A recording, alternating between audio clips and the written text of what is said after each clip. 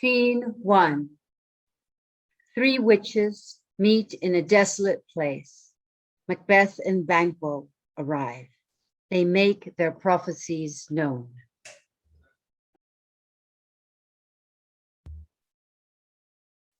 Thrice the brinded cat had mewed. Thrice and once the hedge spake wide. Halt your crimes, 'tis time, 'tis time. Round about the cauldron go. Double, oil and Double trouble. Fire burn, double. golden double. Rubber Phoenix egg in the cauldron boil and bake. Double, toil and trouble. Double, toil and trouble. Fire burn, golden bubble. A drum, Macbeth doth come. So foul and fair a day I have not seen. What are these that look not like inhabitants of the earth and yet are on it? Live you, or are you aught?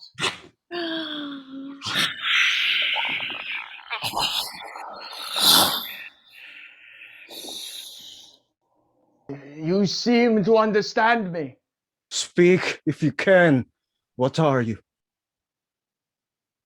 How now, you secret black and midnight hags? What is it you do? A team without a name. Conjure you by that. Confess. However you come to know it, answer me.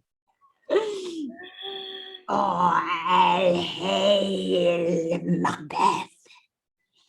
Hail to thee, Thane of plums. All hail, Macbeth. Hail to thee, Thane of Cawdor. All hail, Macbeth. Thou shalt be king hereafter.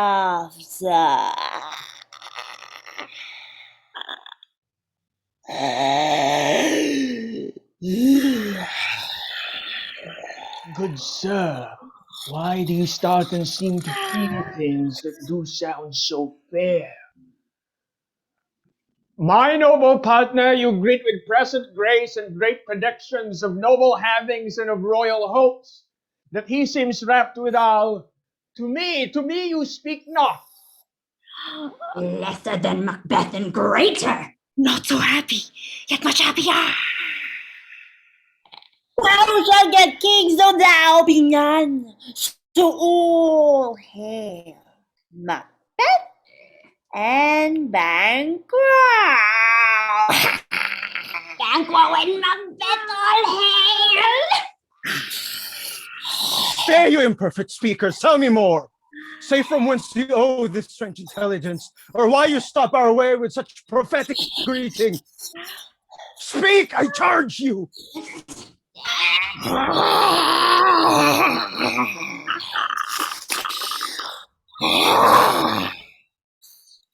Where are they? Gone? Whither had they vanished?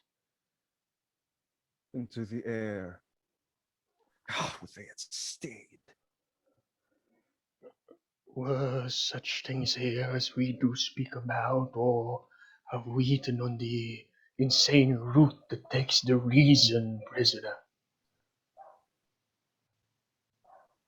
Your children shall be kings.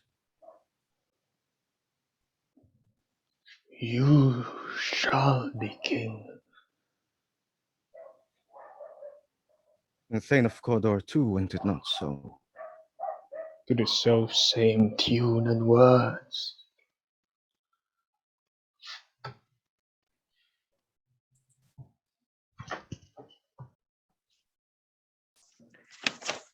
Scene 2. Lady Macbeth, Act 1, Scene 5, at the castle. Lady Macbeth is reading the letter from Macbeth where he describes the 3 witches. Lady Macbeth determines to make the prophecy real. Macbeth arrives.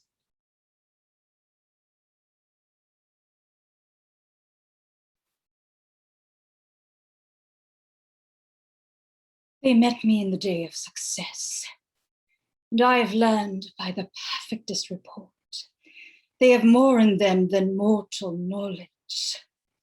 When I burned in desire to question them further, they made themselves air, into which they vanished.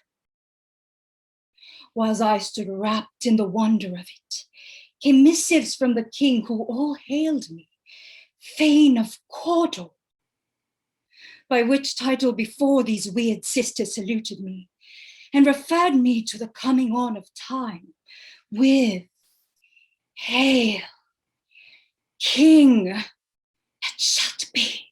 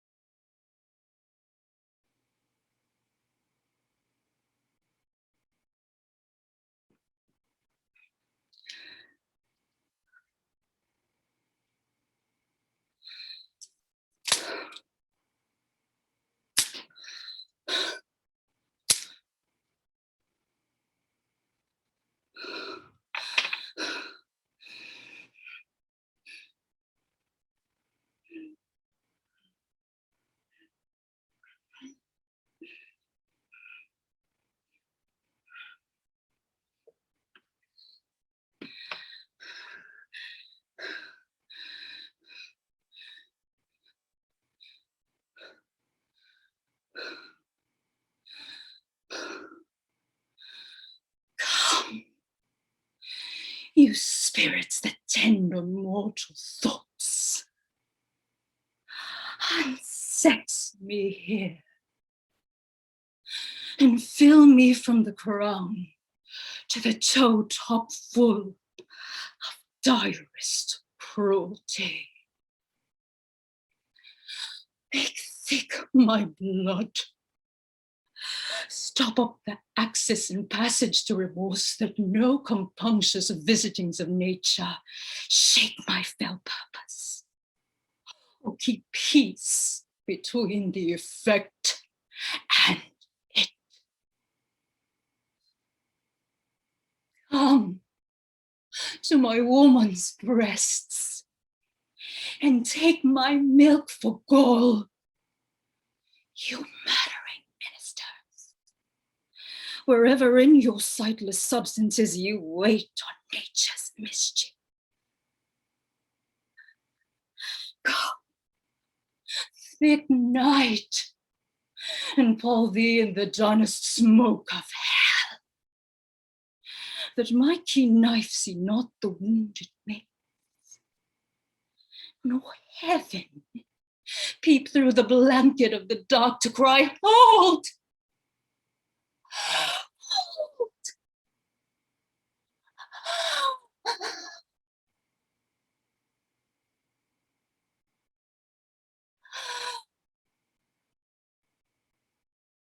Cry thee hither, that I may pour my spirits in thine ear, and chastise with the valor of my tongue all that impedes thee from the golden round. Great clown, worthy Cawdor, greater than both, by the all hay hereafter.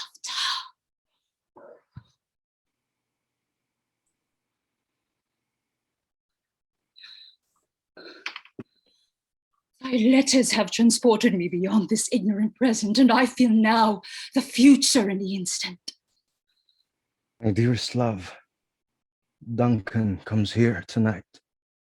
And when goes hence? Tomorrow, as he purposes. Oh, never shall sun that morrow see. lambs thou art, and cordial, and shalt be what thou art promised. Yet do I fear thy nature. It is too full of the milk of human kindness to catch the nearest way. Thou wouldst be great, art not without ambition, but without the illness should attend it. Your face, my Thanes, is a book where men may read strange matters.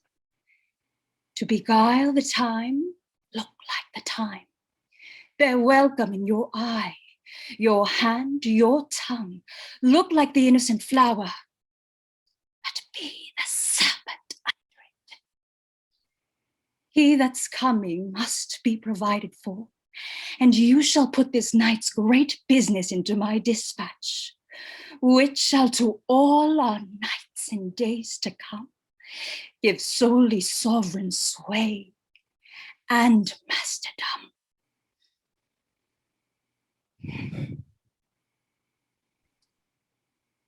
We shall speak further. Only look up clear. To alter favor ever is to fear. Leave all the rest to me. Great loves, worthy, cordial, greater than both. By the all hail, hear out.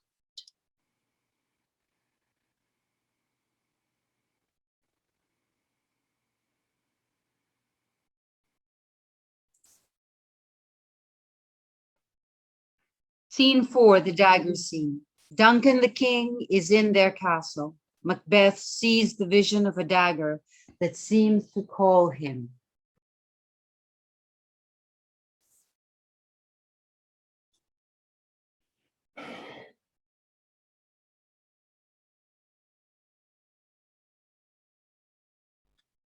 Is this the dagger which I see before me? The handle toward my hand. Come, let me clutch thee. I have thee not, and yet I see thee still. Art thou not fatal vision, sensible to feeling as to sight? Or art thou but a dagger of the mind, a false creation, proceeding from the heat-oppressed brain?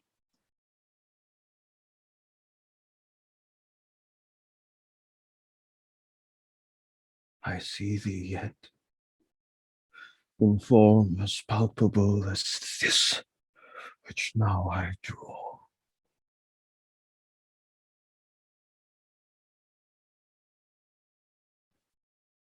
Thou marshalst me the way that I was going, and such an instrument I was to use.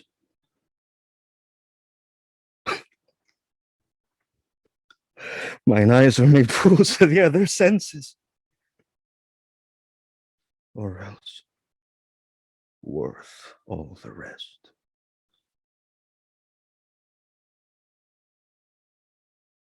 I see thee still, and on thy blade and dudgeon gouts of blood, which was not so before. There's no such thing. 'Tis a bloody business which informs thus to mine eyes.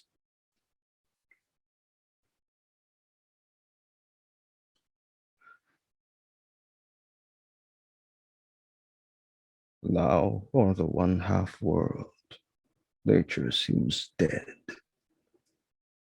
and wicked dreams abuse the curtained sleep. Witchcraft celebrates, and withered murder moves like a ghost. Thou sure and firm set earth, hear not my steps which way they walk, for fear that thy very stones prate of my whereabout.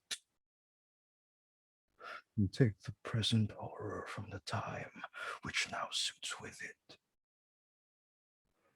Whilst I threat he lives, words to the heat of deeds too cold breath gives.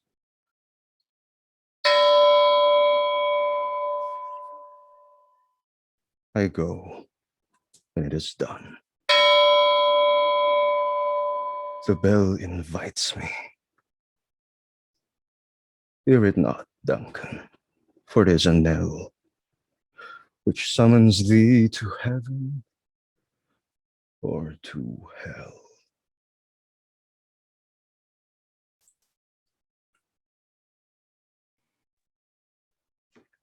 Act 2, Scene 2, the murder of Duncan. Lady Macbeth and Macbeth, the night of the murder.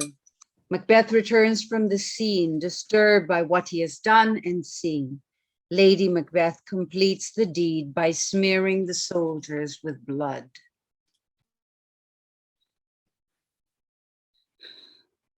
That which hath made them drunk hath made me bold. What hath quenched them hath given me fire. Oh. It was the owl that shrieked. He is about it. The doors are open, and the surfeited grooms do mop their charge with snows. I have drugged their posits, that death and nature do contend about them, whether they live or die. Who's there? What ho? Alack, I'm afraid they have awaked and 'tis not done. The attempt and not the deed confounds us. Hark, I laid their daggers ready, he could not miss him. Had he not resembled my father as he slept, I had done it. My husband. I have done the deed. Didst thou not hear a noise?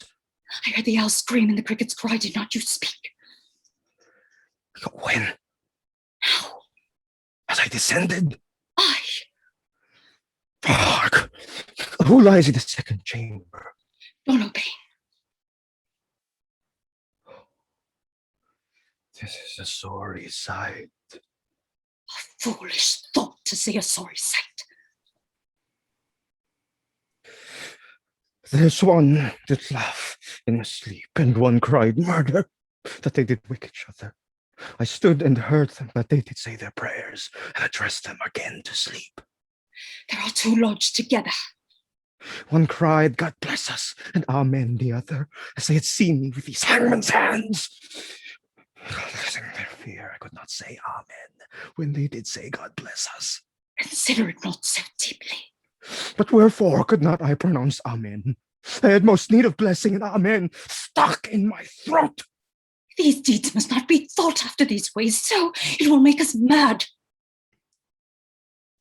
Methought I heard a voice cry, sleep no more. Macbeth does murder sleep. The innocent sleep, sleep that knits up the raveled sleeve of care, the death of each day's life, sore labors, bath, balm of hurt minds, great nature's second course. What do you mean? Still it cried, sleep no more to all the house. Glamis hath murdered sleep, and therefore Cawdor shall sleep no more. Macbeth shall sleep no more. Who was it that thus cried?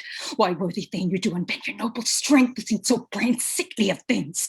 Go get some water and wash this filthy witness from your hand. Why did you bring the daggers from these place? You they must lie there. Go carry them and smear the sleepy grooms with blood. I'll go no more. I'm afraid to think what I have done. Look on it again, I dare not. Infirm of purpose. Give me the daggers. The sleeping and the dead are but as pictures. 'Tis the eye of childhood that fears a painted devil. If he do lead, I'll gild the faces of the grooms withal, for it must seem their guilt. Won't step back in. Who is with me when every noise appalls me? What hands are here? Pluck out mine eyes. Will all great Neptune's ocean wash this blood clean from my hand? No. This my hand were rather the multitudinous seas in incarnadine, making the green one red. My hands are of your color, but I seem to wear a heart so white. Let us not empty, but I await our kingdom. If the water clears us of this deed, then how easy it is then. Since he had left you unattended. Hark, there's been knocking. Not only my blessed occasion for this, shall we watches. Not lost so poorly in your thoughts. Know my deed, or best not know myself. Wake Duncan with thy knocking! I would thou couldst.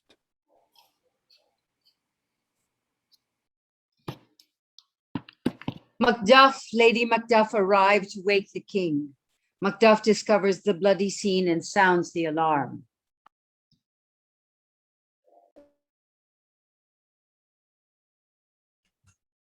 Is that master stirring? Or knocking has awakened him? Here he comes.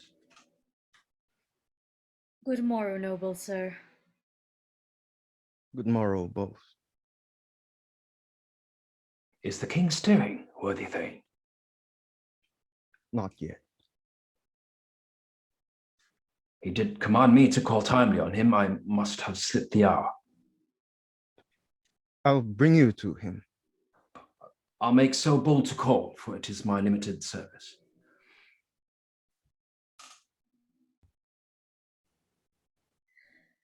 Goes the king hence today? He does. He did appoint so. The night has been unruly. Where we lay, our chimneys were blown down, and as they say, lamentings heard in the air, strange screams of death. 'Twas a rough night. Oh, horror! Horror! Horror! Come no, I cannot conceive thee! What's the matter? Confusion now hath made his masterpiece. Most sacrilegious murder hath broke ope the Lord's anointed temple and stole thence the life of the building. What is it you say, the life? Mean you his majesty? Approach the chamber and destroy your sight. Do not bid me speak. See and speak yourselves. Awake! Awake! Ring the alarm bell, murder and treason! Banker and Donalbain, Malcolm, awake! Shake off this downy sleep, death's counterfeit, and look on death itself! Up, up and see the great doom's image! Malcolm! Banker! Ash from your graves, rise up and countenance this horror! Ring the bell! What's the business?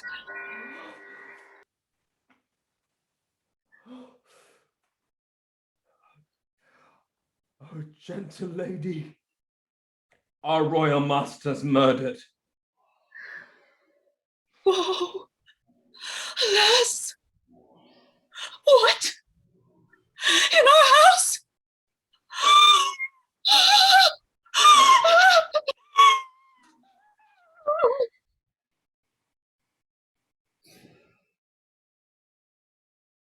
Had I but died an hour before this trance, I had lived a blessed time. For from this instant there's nothing serious in mortality. All is but toys, renown and grace is dead. The wine of life is drawn.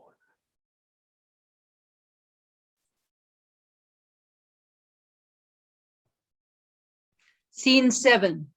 Thunder, lightning, enter the three witches again.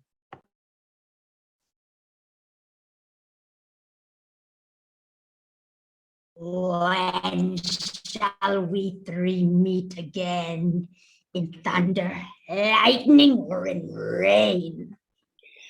When the hurly-burly's done, when the battle's lost and won.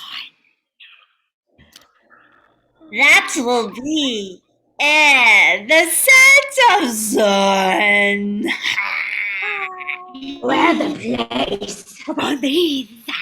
Well, to meet with Macbeth. There is foul and foul is there. Ever through the fog and Macbeth, beware, Macbeth, beware, Macbeth, Macbeth, beware, Macbeth, beware, Macbeth.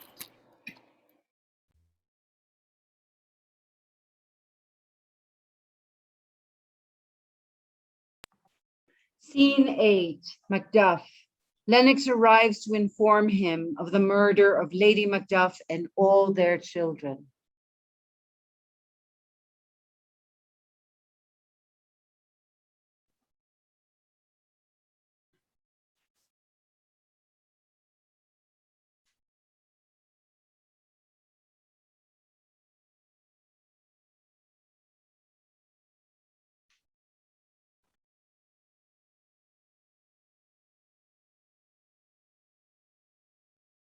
Let not your ears despise my tongue forever, or shall possess with them the heaviest sound that ever yet they heard. Your castle is surprised, your wife and babes savagely slaughtered. Merciful heaven,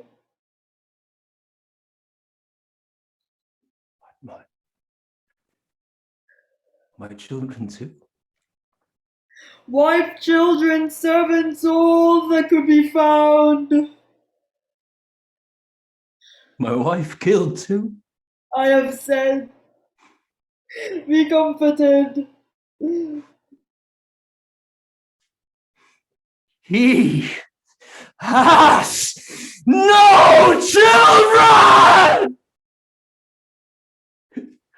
Oh, my pretty ones! Did you say all? Oh, help! Oh, my pretty chickens in the dairy at one fell swoop. Disputed like a man. I shall do so, but I must also feel it like a man. I cannot but remember such things were that were most precious to me. That have to look on and decide not to take their part. Sinful Macduff. They were all struck for thee. Not that I am. Not for their own demerits, but for mine. They'll slaughter on their souls.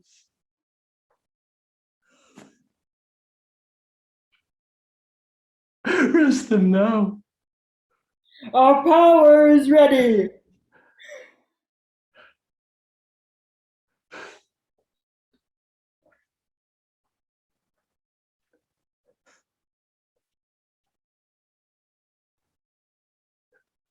Front to front. Bring thou this fiend of Scotland and myself, and within my sword's length send him. If he escape, heaven forgive him too.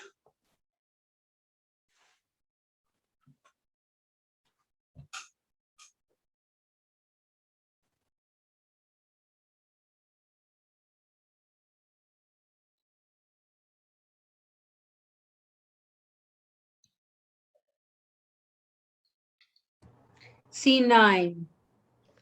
The doctor and gentlewoman observe Lady Macbeth sleepwalking. She has gone mad.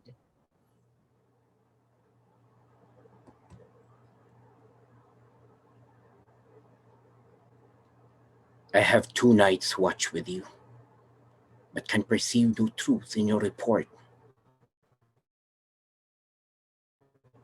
When was it she last walked? Since His Majesty went into the field, I have seen her rise from her bed, throw her nightgown upon her, Unlock her closet, take forth the paper, fold it, write upon it, read it, afterwards seal it, and again return to bed, and all this while in a most fast sleep. A great perturbation in nature. Lo you, here she comes. This is her very guise, and upon my life fast asleep.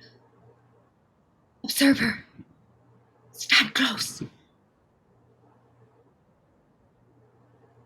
You see, her eyes are open. Aye, but their sense is shut. What is it she does now? Look how she rubs her hands.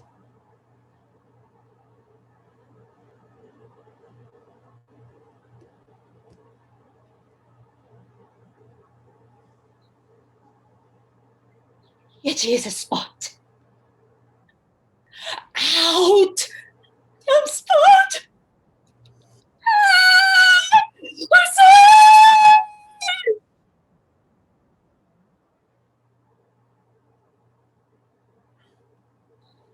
1, 2. I think it's time to do it.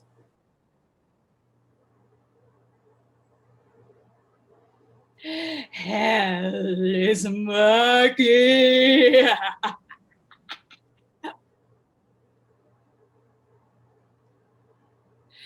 Fie, my lord, fie. A soldier interfered. What need we fear? No superman can call a power to account.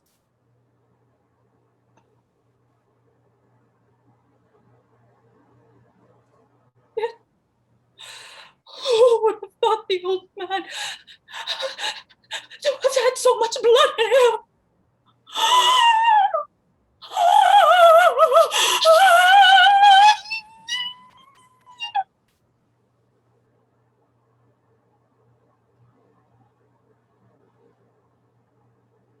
Vain of five had a wife. Where is she now?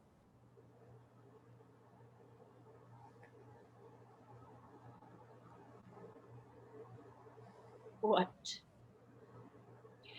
Will these hands never be clear?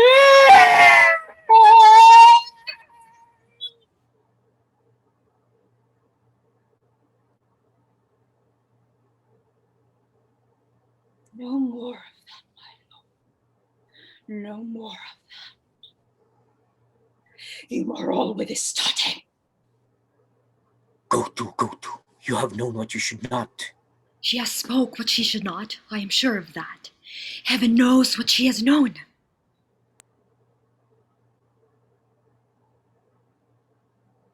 There is a smell of blood still. All the perfumes of Arabia will not sweeten this little hand. Oh.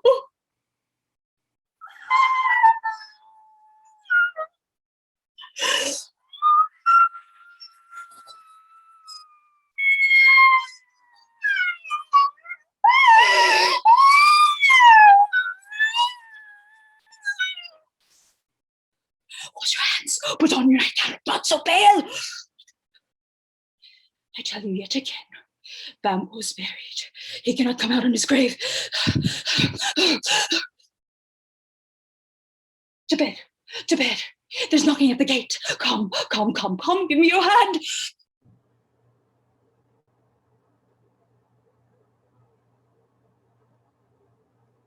What's done cannot be undone.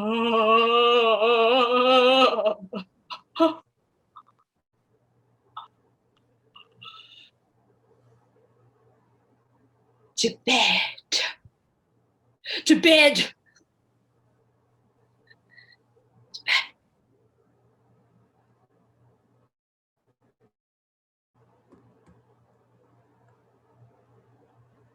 Will she go to bed now? Directly. Foul whisperings, unnatural deeds, unnatural trouble, infected minds. God forgive us all. Look after her. Remove from her the means of all annoyance and still keep eyes upon her. So good night. My mind she has mated and amazed my sight. I think, but dare not speak. Good night, good doctor.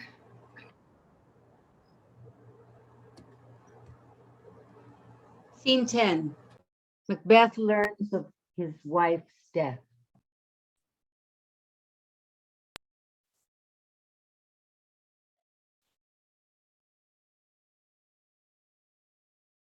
The queen, my lord, is dead.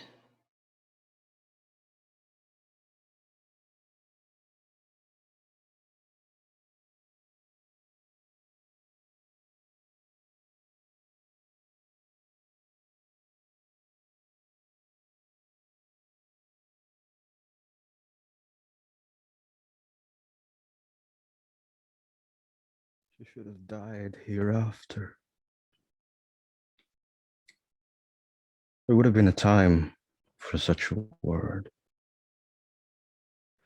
Tomorrow and tomorrow and tomorrow creeps in this petty pace from day to the last syllable of recorded time. And all our yesterdays have lighted fools the way to dusty death. Out, out, brief candle.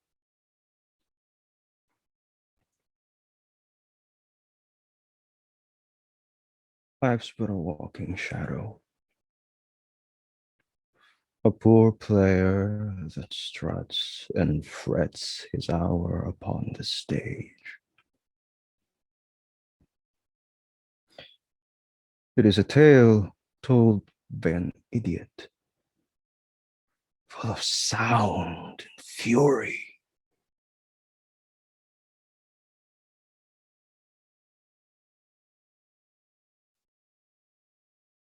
Signifying nothing